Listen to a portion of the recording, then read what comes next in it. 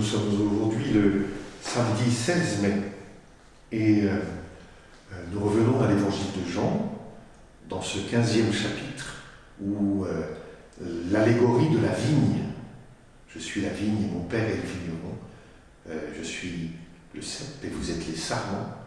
Voilà, cette allégorie de la vigne va être poussée jusqu'au bout. Comment faire un dans l'amour, celui qui donne sa vie pour ses amis, et le commandement nouveau. Et puis comment, en même temps, cela va déclencher la haine. Or, la fin du chapitre 15 que nous allons lire maintenant, parle justement de la haine. Alors avant de lire, je dis quand même une petite réflexion sur le mot « monde ».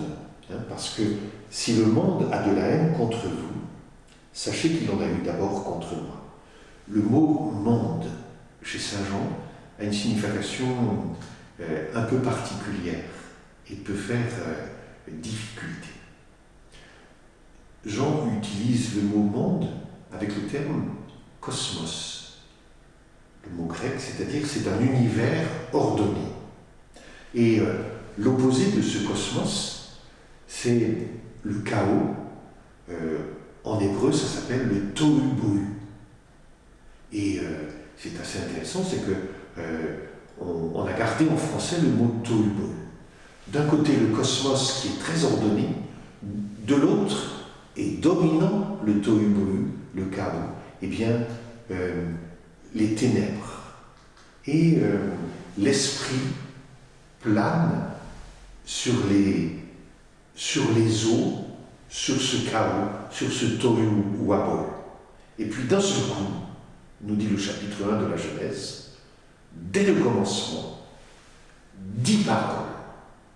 10 paroles qui vont organiser ce cosmos avec justement la puissance de la parole de Dieu. Alors c'est pas le Big Bang, alors c'est pas une coup de baguette magique. C'est une reconstruction dans la foi de comment peut s'organiser et comment Dieu veut organiser le monde. Et il dit, premier mot qu'il dit, lumière. Que la lumière soit et la lumière fut. Et du coup, la lumière se différencie des ténèbres et la lumière est plus forte que les ténèbres. Et puis, on va distinguer ensuite une autre parole pour séparer le haut du bas, le sec du mouillé, le minéral différent du végétal, différent de l'animal, différent de l'humain, créé à l'image de Dieu. Et chaque fois, des paroles pour créer.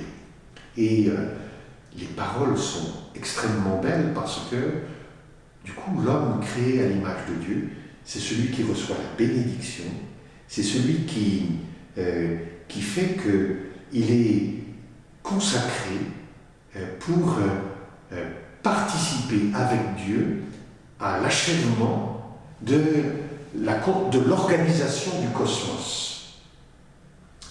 Et ce qui est difficile, on le sait, c'est que dans les ténèbres, le mal, le diable, l'opposé à Dieu, eh bien, agissent et peut séduire l'homme aussi.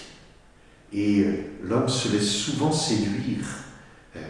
Au commencement, et vraiment l'amour, c'est dans un second temps qu'il y a le péché. Parce que le péché vient comme séduire l'homme pour lui dire « Non, ne reçois pas le monde, ne te reçois pas toi-même comme venant de Dieu, mais toi, tu peux vraiment être à l'origine de tout. » Et ça, c'est le mal. Et du coup, Dieu va envoyer son Fils dans le monde pour que ce soit la lumière qui, à nouveau, triomphe définitivement, pour que ce soit la vie qui triomphe définitivement de la mort, pour que le Fils vienne dans le monde pour sauver le monde et lui dire « Mais à ma suite, il est possible vraiment d'être sauvé. » Et ce qui est intéressant aussi, c'est que Jésus ne peut pas faire cela s'il n'appelle pas avec lui des disciples qui vont participer justement à cette victoire de la vie sur la mort, à cette victoire sur le mal et sur le péché. Et du coup, les disciples de Jésus, qui sont ceux comme les sarments qui trouvent leur sève sur le cep qu'est Jésus, et qui ont pour vigneron le Père éternel qui a créé le monde, ce cosmos organisé, eh bien, les disciples qui sont les sarments vont être eux aussi, eh bien, attaqués comme Jésus a été attaqué. Et voilà pourquoi Jean va parler de dans le monde, il y a des gens qui ont haï Jésus. Dans le monde, il y a des gens qui vont haïr ses disciples. Mais Dieu a tellement aimé le monde qu'il a voulu que Jésus sauve le monde. Donc, on écoute ce chapitre, dans le chapitre 15 de Saint Jean, les versets 18 à 21. En ce temps-là, Jésus disait à ses disciples, « Si le monde a de la haine contre vous, sachez qu'il en a eu d'abord contre moi. Si vous apparteniez au monde,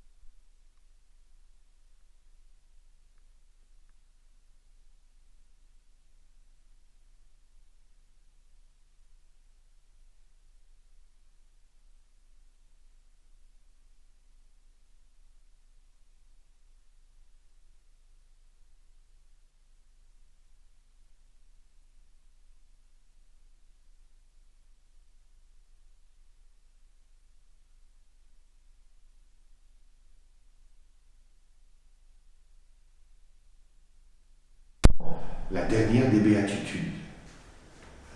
Eh bien, quand on vouait, ne le prenez pas pour vous-même d'abord, mais sachez qu'on vouait pas à cause de moi. Parce que si on vous hait, c'est parce que vous m'aimez et que je vous aime. Et comme ça a été insupportable pour le monde d'entrer dans mon amour et d'accueillir mon amour, alors vous aussi, on va pouvoir vous haïr. Le monde a de la haine contre vous parce qu'il a eu de la haine contre moi. Et là, il vous persécute parce que moi aussi, il m'a persécuté. Et ça, c'est important. Du coup, je ne suis pas identifié à cette haine. Cette haine, elle ne vient pas, elle ne m'habite pas. C'est d'abord, à travers moi, c'est bien le Christ qui est visé. Et ça, c'est très important, parce que c'est ce qu'il vise, c'est la haine de Dieu. Ce qu'il cherche à tuer, ceux qui me haïssent, c'est le Christ qui vit en moi. Alors ça me laisse une forte liberté, parce que ils n'atteindront jamais ce qui est au plus intime de moi-même, cette relation d'amour que j'ai avec le Christ. Et ils pourront même me torturer, ils pourront même me faire vraiment beaucoup de mal et me tuer. Jamais ils ne pourront atteindre l'amour que le Christ a mis en moi et qui fait qu'il va souffrir avec moi, il va mourir avec moi. Et le être avec, qui est dans Emmanuel, Dieu avec nous, eh bien, je le vis et c'est celui qui est visé dans cette haine que le monde peut avoir. Ça, c'est le premier signe.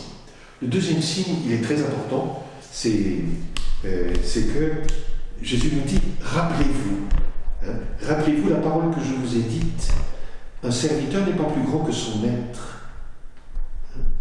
C'est-à-dire que c'est très important de voir qu'il faut faire à nouveau ce travail de mémoire. Et si je ne vais pas faire ce travail de mémoire, c'est-à-dire que je m'appuie sur l'Écriture qui me dit que Jésus accomplit les paraboles, les figures du serviteur souffrant.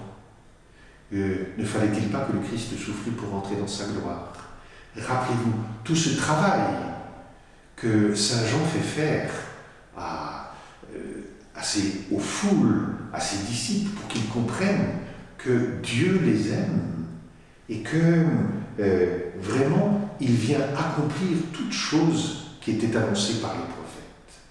Donc, s'appuyer sur l'Écriture pour comprendre que le serviteur n'est pas plus grand que le maître et que Jésus vient bien accomplir tout ce qui était prévu dans l'Ancien Testament et il le pousse jusqu'au bout en traversant cela et en faisant que rien ne peut séparer l'amour que Dieu a montré dans le Christ Jésus. Et Dieu va ressusciter son Fils d'entre les morts. Rappelez-vous ça. Et la chute, là où est coupé notre texte, les gens vous traiteront ainsi à cause de mon nom, parce qu'ils ne connaissent pas celui qui m'a envoyé. Donc, ce qui est visé, à nouveau, c'est Dieu à l'origine, créateur du cosmos, Dieu à l'origine qui aime tellement le monde qu'il m'a donné son Fils.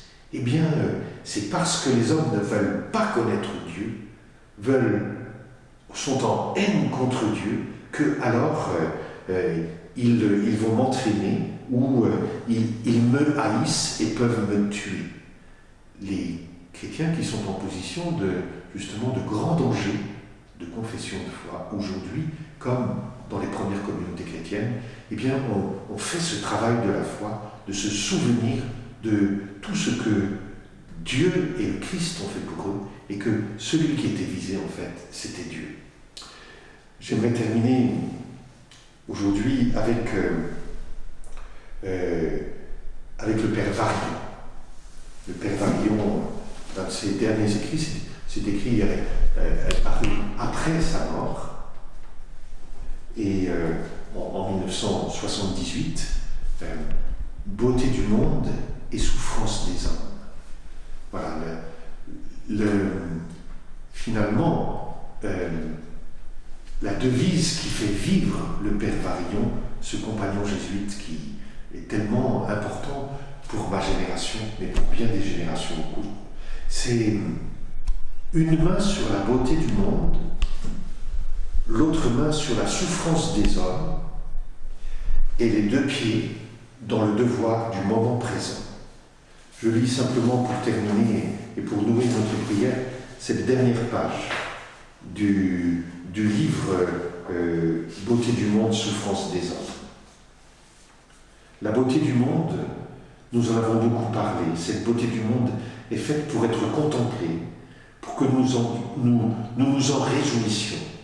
Par beauté du monde, je n'entends pas simplement les spectacles de la nature, mais tout ce que l'homme fait avec cette nature, ce que Baudelaire appelait l'artificiel et qui chez lui n'est pas absolument péjoratif.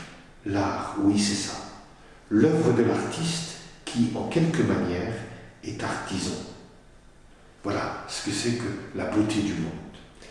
Mais une main sur la souffrance des hommes. Nous en avons assez peu parlé, c'est absolument capital parce que je ne peux tout de même pas me réjouir de la beauté du monde et de la beauté des œuvres de l'homme sans penser qu'il y a des millions d'hommes qui souffrent et qui eux-mêmes n'y participent pas. Ce qu'on éprouve quand on veut faire participer un ami à une œuvre musicale qui vous est chère et qu'on s'aperçoit que ça ne marche pas, que le thème échappe et qu'on n'en voit pas la beauté, c'est une véritable souffrance de ne pas pouvoir communiquer l'admiration que l'on a à soi-même.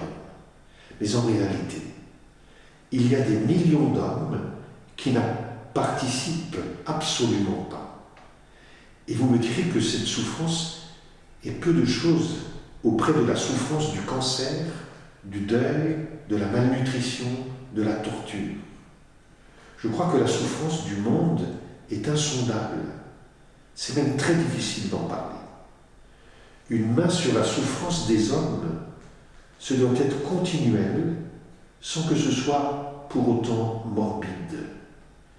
C'est pour cela que les deux sont nécessaires. Et j'ajoute les deux pieds dans le devoir du moment présent, tout simplement parce que Dieu est dans le présent et que j'ai une tâche à accomplir, et que la tâche à accomplir, c'est ici et maintenant. Je n'ai pas à rêver, je n'ai pas même tellement à prévoir, sinon dans la mesure où la raison est une faculté de prévoir. Je n'ai pas tellement à me souvenir. Il ne serait pas mauvais qu'on cite Claudel pour finir. Ah, comment est-ce que c'est dit? C'est dans La Maison fermée. Quelque chose comme ça.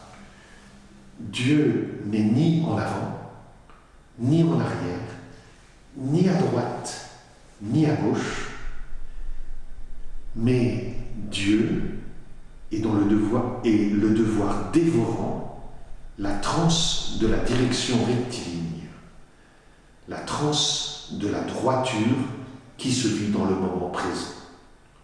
Voilà ce titre magnifique, une main sur la beauté du monde, l'autre main sur la souffrance des hommes, les deux pieds dans le devoir du moment présent.